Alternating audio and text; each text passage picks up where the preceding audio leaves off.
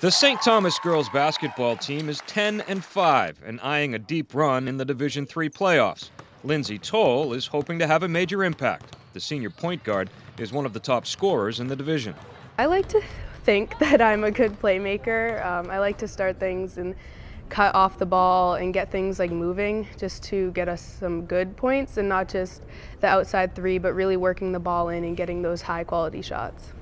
The 18-year-old from Dover transferred from Portsmouth Christian Academy to St. Thomas for her senior year and recently reached the 1,000-point milestone for her career.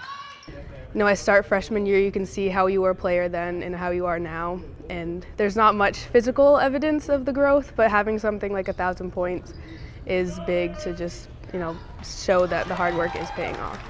Even though Lindsay is not a captain, as a senior, she tries to let her play lead the way.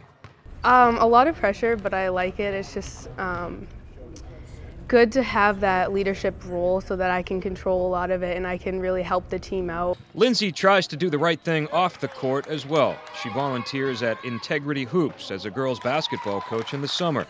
She plans to continue playing basketball herself in college.